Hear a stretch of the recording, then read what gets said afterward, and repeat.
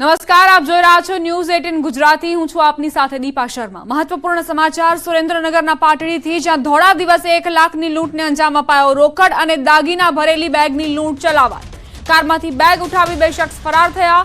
Car ચાલકની નજર ચૂક કરાવીને લૂંટની ઘટનાને અંજામ અપાયો। બેગની ઉઠાંતરી સીસીટીવીમાં કેદ થઈ છે। ધોળા દિવસે આ તસ્કરોને કોઈ જ પોલીસનો ડર નહોતો।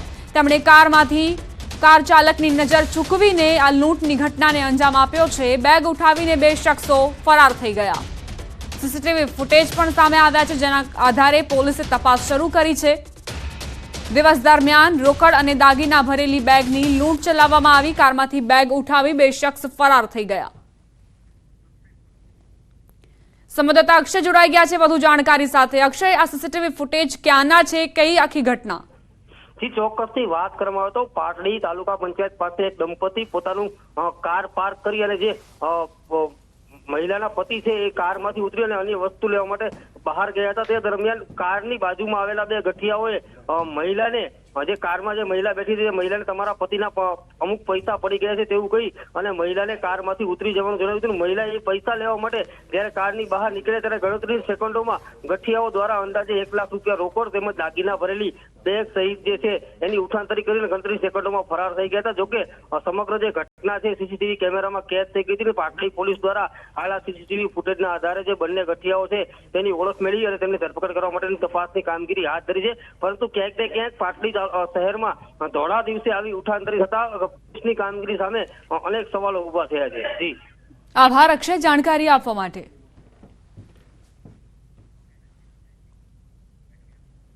અમદાવાદના સાઉથ બોપલમાં થયેલી લૂંટ અંગે ખુલાસા થયા। ન્યૂઝ 18ની સ્ક્રીન પર લૂંટારુઓ બેનકાબ થયા।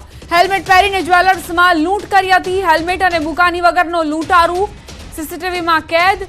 લૂંટારાનો ચહેરો ન્યૂઝ 18 ગુજરાતીની ટેલિવિઝન સ્ક્રીન પર આપ જોઈ રહ્યા છો। જ્વેલર્સમાંથી 73.10 લાખની લૂંટ થયાની ફરિયાદ દાખલ થઈ હતી। કનકપુરા જ્વેલર્સમાં હથિયાર સાથે આ લૂંટની ઘટનાને અંજામ અપાયો હતો। સોના ચાંદીના દાગીના સહિત 73.10 લાખની લૂંટ થઈ હતી। 4 અજાણ્યા શખ્સોએ લૂંટ કરીને રિક્ષામાં ફરાર થયા। હાલમાં સીસીટીવી ફૂટેજના આધારે પોલીસે લૂંટારુઓને પકડવા માટે તજવીજ હાથ ધરી છે।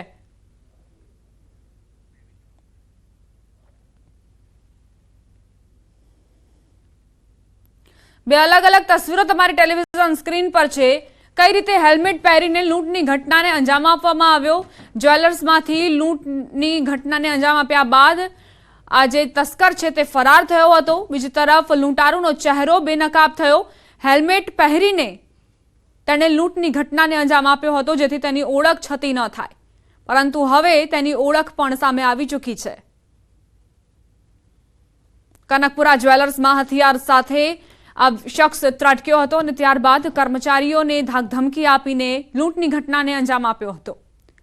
સીસીટીવી ફૂટેજના આધારે પોલીસે શોધખોળ હાથ ધરી અને લૂંટારુનો ચહેરો બેનકાબ થયો।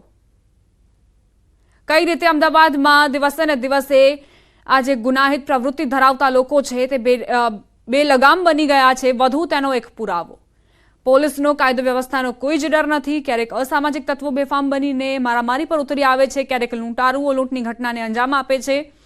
સતત જે રેશિયો છે ગુનાઓનો તે વધતો જોવા મળ્યો છે અમદાવાદમાં। રાજ્યમાં આજે 2 ઘટનાઓ બની। સુરેન્દ્રનગરમાં કઈ રીતે દાગીના અને રોકડ રકમ ભરેલી બેગની ઉઠાંતરીને અંજામ અપાયો તેની આ તસવીરો છે। સીસીટીવી ફૂટેજમાં તસ્કરોની આ કરતૂત કેદ થઈ। બીજી તરફ ધોળા દિવસે અમદાવાદમાં પણ લૂંટની ઘટનાને અંજામ અપાયો। જ્વેલર્સની દુકાનને નિશાન બનાવવામાં આવી અને ત્યાં લૂંટ આચરાઈ।